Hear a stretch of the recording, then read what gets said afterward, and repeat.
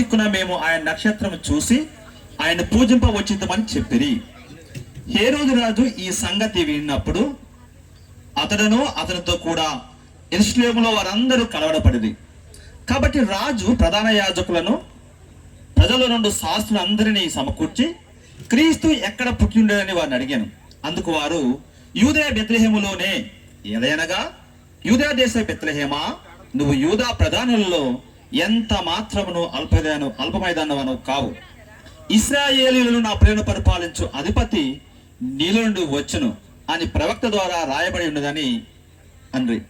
అంతటా హేరోదు ఆ జ్ఞాన రహస్యంగా పిలిపించి ఆ నక్షత్రము కనబడిన కాలము వారి చేత పరిష్కారముగా తెలుసుకొని, మీరు వెళ్ళి ఆ శిశువు విషయమై జాగ్రత్తగా విచారించి తెలుసుకొనగానే నేనును వచ్చి ఆయన పూజించినట్లు నాకు వర్తమానం తెండి అని చెప్పి వారిని బెత్లెహేమునకు పంపెను.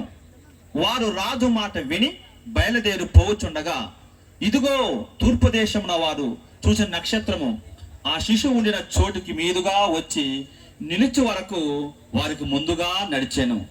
వారు ఆ నక్షత్రమును చూసి అత్యానంద భరితులై ఇంటిలోనికి వచ్చి తెల్లైన మరియను ఆ శిశువును చూసి సాగిలపడి ఆయన పూజించి తమ పెట్టెలు విప్పి బంగారమును సాంబ్రాన్ని బోధమును కానుకలుగా ఆయనకు సమర్పించిరి. పరిశుద్ధ లేఖనాలు